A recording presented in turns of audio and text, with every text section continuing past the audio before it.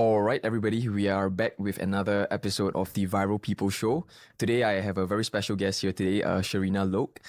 She's an account manager at Meta Singapore. She's been working with brands of all sizes for nearly 4 years now, startups, SMEs, larger enterprises as well, helping them navigate Meta's ad ecosystem, optimizing the ad performance, advising them on various media strategies. While she's not speaking on behalf of Meta today, she'll be sharing from her personal insights and experience, unpacking creative strategies, A/B testing methods, and performance marketing best practices that can help you maximize your ad spend.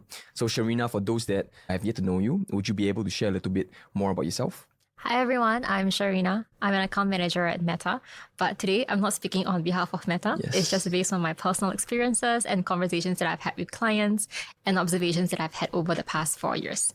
Really happy to be here today. Thanks for having me on this podcast. Awesome. Happy to have you here as well. So if you guys are feeling like paid ads is sort of like a black box for you, we are going to try our best to demystify it today. So before we deep dive into the technicals, let's start off with some lighter quick fire questions. All right. So what's the biggest myth about Facebook and Instagram ads that you want to debunk? I think there's two biggest myths that kind of like goes hand in hand with each other. The first one is that it doesn't result in any business impact. And the second one is running ads to get vanity metrics. Vanity metrics meaning to say followers, likes, shares, and comments. So I think these two goes hand in hand, and I want to debunk it as a huge myth because it does actually lead up to real business results. In fact, on purchases, even on lead generation, and something that we can really think of using Meta Ads as a platform for is as a discovery commerce to drive full funnel marketing. Nice. Discovery commerce. Okay. Yeah, I think even with our influencer marketing content, we regularly talk about vanity metrics to our clients as well. So happy to dive deeper into that. Is Meta Ads supposed to be very complex, very technical? I think, of course, whenever you're faced with like a new interface, it can feel daunting, but it is not meant to be complex or even technical. I think whenever you have doubts, always fall back to what is your main business objective and your marketing objective. And when you focus on that direction, things becomes a lot simpler. What's the best way for business owners to learn how to run their own Meta Ads? I think really lean in on Blueprint. There's a lot of courses that you're able to take that's free. In fact, in my first 6 months of working at Meta, I actually had zero experience running any ads on Meta platform. I took the first 6 months to take up 4 Blueprint certifications. It is completely doable. And this is the Blueprint certifications. It's on Meta site. Yes, that's right. And people can go on the platform and certify themselves then? Yes, that's correct. Nice. I mean, to be fair, the certification do cost money, but the courses are free to go through. Nice. Well, that's quite a nice fact that you dropped that you when you first joined Meta, you didn't know much about ads. Yes, of course. Wow. Okay. Thanks for your honesty on that. If a business only had $1,000 to spend on ads, what would be the smartest way to use it this year?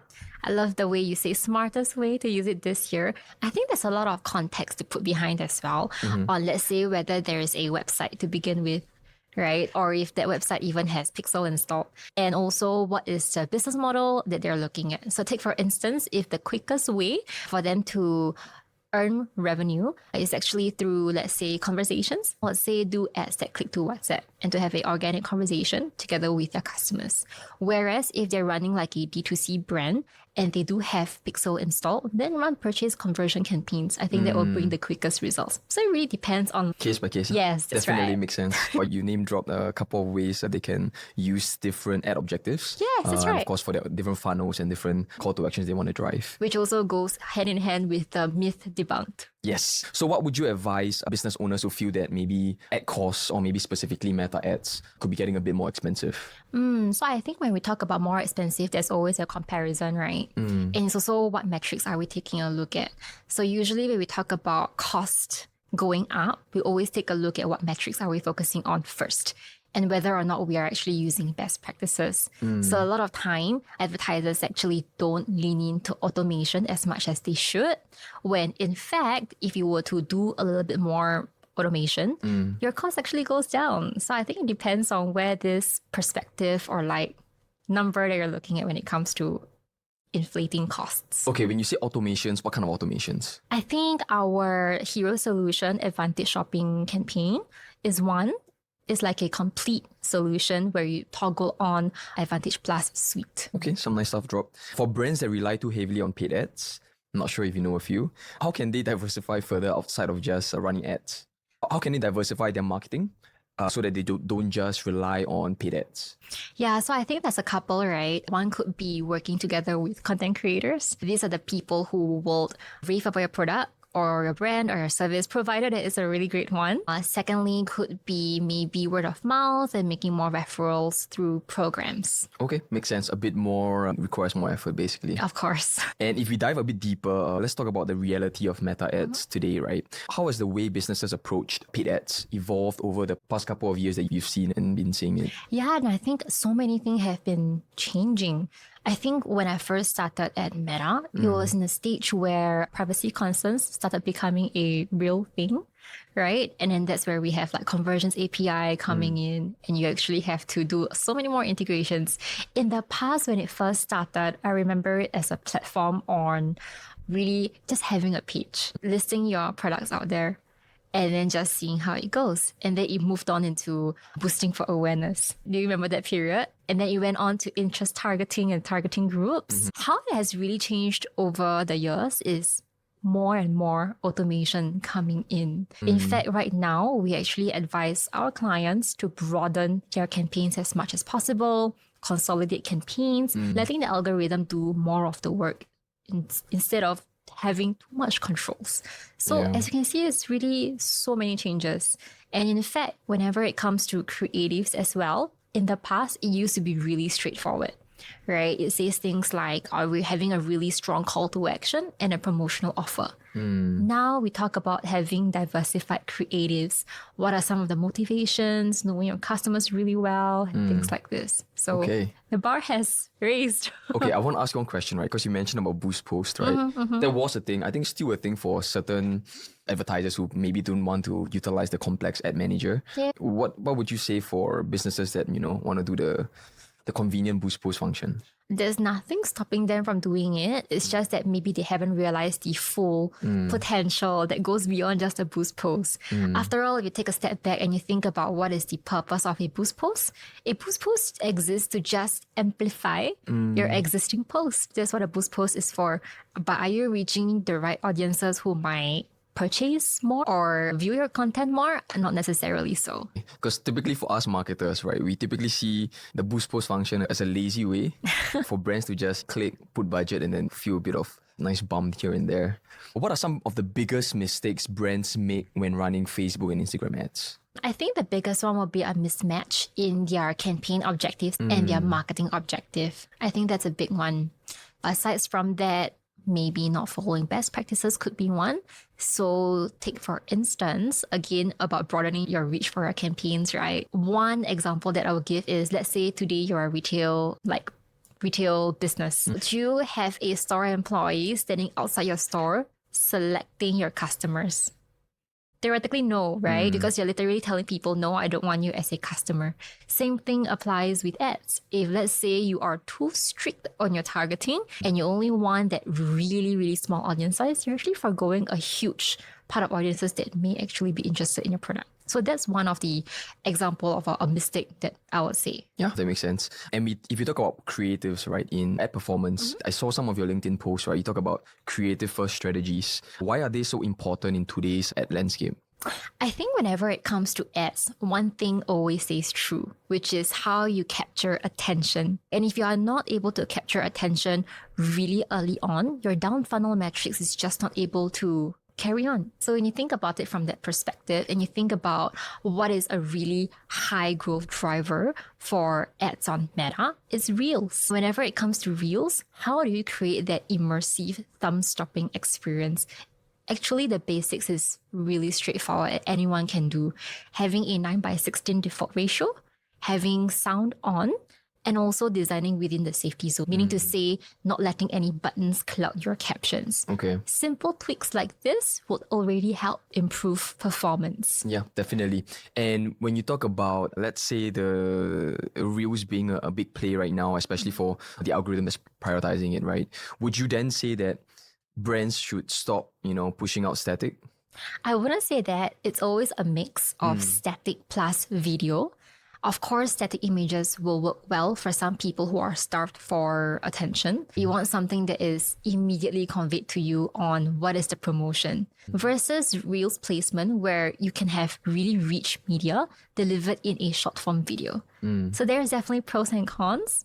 Relying only on one would limit your potential and your opportunities. Yeah, well noted on that. So also use statics, yes. What are some simple tweaks that brands can do today with their creatives? You mentioned some of them to improve the ROAS. Yes. So I think keeping to the basics is the first 9x16. Sound off within safety zones. Anything else that they can sort of utilize already? Of course. In fact, whenever you think about diversified creatives, one thing that I would usually recommend my clients is to think about the different seconds that they can remix. So a short form video can actually be divided into the head, body, and the tail.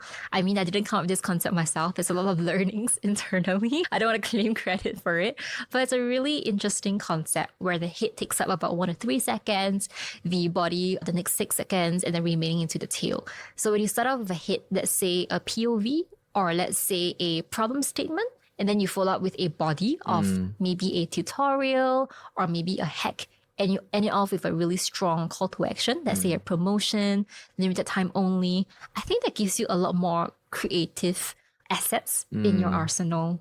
And there's a lot of frameworks for that, right? From, I mean, a lot of different creative agencies have their own recipe. For you, if you talk about the video duration for Reels, right? What would be that perfect sweet spot when you run the Reels for ads? I think 15 seconds is a great sweet spot. Okay, makes sense. And what are some common creative mistakes that businesses would typically make when they run the ads? I think not giving enough chance would be one. Killing too early. Or not giving enough faith to certain creatives, right? Like take for instance, you have 5 creatives right now, and from the beginning you already choose 2 to run with. It's a question of why are you selecting only these 2? You could actually start out trying all 5 and let the algorithm decide which is performing better. I think that's a mistake to begin with. Okay, I see some brands, right? They try and experiment it on organics first, seeing what kind of metrics it gets, right? If it does well organically, then they go and funnel it over to paid, right? Would you say that's a good strategy, or you rather have all the initial creative, just dump it all on paid? It is a safe strategy, but you can also dump it all on paid. There's really nothing stopping you from trying things out. In fact, if you were to leverage more automation, the more budgets actually gets allocated to the highest performing creative. Then when it comes to like after a certain duration, pause the underperforming ones, rinse and repeat. I think that's like a more sustainable strategy. Okay, I always like to tell my, our different clients that investing in meta ads is an investment, right? A lot of them see it as a cost. I mean, sure, it's a cost, right, on paper, but we like to see it as an investment to getting back different conversions. What would be the best budget? I know this is a very broad, open-ended question, but what is the best budget that businesses should start off with when they want to run a meta campaign? This is a really broad question. And again, I think it really depends on the business context. Take, for instance, if right now you're a clinic, and you sell packages of 3K to 5K, your cost per lead is actually going to look very different from a different business that maybe sell a lower price item. In fact, your cost per lead can go up to as much as $200. What is $200 compared to 3K to 5K? Right? And similarly, for a D2C brand, let's say your product sells for $15, then your kind of like cost per action will not make sense if it exceeds that amount. Yeah. Okay. Yeah. So it really depends. So basically, the business that can afford to pay the most amount of money to acquire one customer, that is the business that will typically win the rest, lah. I wouldn't say so, because it really depends. Like again, for another example, let's say you're doing a subscription model. Would you be okay having a ROAS of 0.8?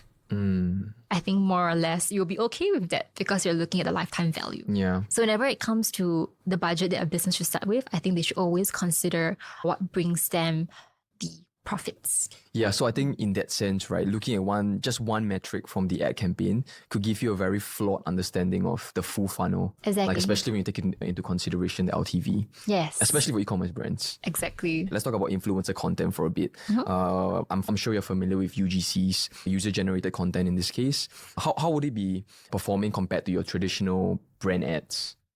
I think The question of performance really depends. I would say put it to an A/B test. Okay. There's no guarantees that we can have. After all, it also depends on a case-by-case basis for the specific creative itself. On, let's say, whether this content creator has affinity with your brand, how this content creator kind of like maps out the creative direction. I think it's really A/B tested. Okay, super data driven basically. Super data driven. Okay, that makes sense. What's the best way for brands to repurpose influencer content or UGCs on Meta ads? Throwing it into a campaign. I think that's really the straightforward sell. Yeah. And how do businesses avoid making influencer ads look very polished? How do they balance making it look professional and polished versus just organic and authentic? I think whenever it comes to this question, I would say let the content creator decide. Don't force a script. It needs to be real, authentic reviews. And typically, content creators will know their audiences well, or at the very least, they know themselves well. And when they know themselves well, their audiences follow them for a reason. Yeah. You can have guidelines, but let them have a little bit more freedom in creating it. Okay, so after working with so many brands over the past couple of years, what would you say is the percentage of them that are actually using influencer creatives as part of their ad creatives? Frankly speaking, I don't really have a number for it, but I would say it is growing in the Singapore market. Maybe we are slightly behind compared to our Southeast Asia counterparts. So I believe there is a lot of room for growth on content creators, UGC putting it onto paid. Okay, and do you typically see an uplift with influencer-led creatives? I wouldn't say a generic uplift. I don't want to like put a blanket statement over it, but typically for clients that I manage personally, I do see that there is a positive like trend to it. Nice. Okay. And if we talk a bit more deeper, let's talk about A/B testing. You emphasize constant testing, right? Very data-driven mechanics. So what are some best ways that brands can A/B test their creatives? I think always start with a problem statement. Like take for instance, it could be a situation where you want to test out the value of even putting in UGC. Then when you split out into A/B test campaign, your variables become really obvious. It is comparing with versus without UGC content to your existing campaign. Same thing as well in terms of the stylistics. It could be more educational versus more entertainment. In this case, you will already have the assumption that you have UGC content within it. Yeah. Then same thing, split out into cell A, cell B, put it to a test. With every test, there needs to be a problem statement. Otherwise, whatever data and results that you get from there is unreadable. And how do you decide what to test and when do you double down versus, killing an ad? I think whenever it comes to testing, try to do it outside of peak seasonal moments. Okay. Of course, there's nothing stopping you from doing it. It's just that your cost per impression usually spikes up. And whenever it comes to testing, you need to be significant. Otherwise, again, your learnings has very low confidence levels of replicating the same results. Okay. Right? When you mentioned that brands sometimes make the mistake of killing an ad too early, right? What would you say is the best practice here in this case for running an ad before deciding, the metric is okay, this is proven already? I think it depends on whether you're referring to it from an A/B test perspective versus letting it run always on. For A/B test, let the test run its full course, at least 2 weeks. But when it comes to always on and testing the creatives in a campaign itself, go by a weekly basis. If you're doing it on a daily frequency, that's a bit risky because it is definitely prone to fluctuations. And should brands use influencer content more for awareness, engagement, or for conversions? Why not All the above. and test and learn? Okay, makes sense. If you talk more for scaling right now, for brands that perhaps already seen success with Meta ads, how can they already advise them to scale in this case? I think when it comes to scaling, it also, again, it depends on the context, right? You could be scaling through more customer acquisition, or if you've gotten to a point where customer acquisition is getting a bit too expensive because you kind of like reach most of your audiences, then the next thing to take a look at is to reactivate your dormant existing customers. And then beyond that would be expanding products that you already have or even going into other markets. Typically, that's the usual direction and growth stages we will see. Okay. And how should businesses adjust their Meta strategy this year compared to previous years? Specifically this year, I think there's a lot of things that's pretty exciting. I don't want to speak on behalf of Meta. Yeah, better not. Again, just my interpretation of how it's going. Disclaimer, this is again on her personal opinions and experiences. Yes, lots of disclaimers going on. But I think two things. Number one, automation is gonna be the same script. We've seen this happening from 2023 onwards, a full theme for 2024. So continue leaning into automation. And this is automations reliant on Meta. Yes, that's Okay. right. And the second thing is to consider WhatsApp as a channel. I think it's a really exciting period as we see WhatsApp finally being monetized, finally meaning to say more and more resources put in. That's going to be something that's a little bit more different for 2025. Okay, makes sense. Any underrated Meta ad features or tactics that you think brands should explore? The ones that, especially the brands that are really doing well on ads, Meta ads. WhatsApp. Even for an e-com business. Yeah, I think why not, right? If you think about e-com business, if you're already doing EDM and your open rates are, let's say, 1 or 2%, why not try WhatsApp as a channel to nurture your existing customers or your dormant customers through marketing messages, where your open rates could be anywhere between 40 to 80%. Much higher than emails. Much. I think that's an opportunity that's really untapped at the moment. Any takeaways for businesses looking to scale with Meta ads in 2025? I know you mentioned a lot of different things, but any other takeaways that brands can take from this? I think to keep it really top level and simple, number one, continue brushing up on your foundational excellence, meaning to say leaning to automation, doing best practices, and number two, exploring it as a full funnel strategy. And thirdly, considering diversifying with your channel, such as through WhatsApp. A lot of WhatsApp and automations. If you, go a bit more casual now, right? If you had to pick only one, creatives or targeting? Creatives, of course. Especially with automation, your creatives is your new targeting. Keep it broad. Yes. Yes. What's one thing that businesses should stop doing with their Meta ads? Honestly, that's like a loaded question. Yeah. Opening up the box for that. Yeah, it's a Pandora box. There's just so many. Best performing ad format, carousel, reels, or static? Reels. Reels for sure. Okay. Why don't we spend a bit more on the last segment, right? Since it's now on your personal side, where do you see yourself going this year? What are your personal goals this year? Like, personally, Sure, yeah. I just engaged a personal trainer. Nice. So hopefully I want to get fitter. Okay. Yeah, I think that's one. And also spend more time with friends, family, beyond work. Okay. And professionally this year? I think WhatsApp is something that I have my eyes on. It's going to be really exciting in terms of unlocking this for the market. So with your current clients, you're going to serve more WhatsApp. Lah. Hopefully, Has the adoption for WhatsApp been easy? I wouldn't say easy because it is pretty complex for advertisers, right? It might link to their CRM. They might require a messaging solution partner.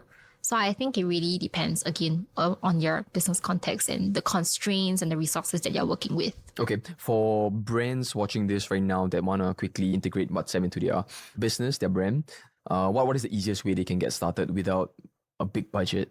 Yeah, so I think the quickest way and to really start now is to start thinking about getting opt-ins from customers to receiving messages and calls from you, without which you will probably not be able to build your subscriber base. That is the most crucial first step.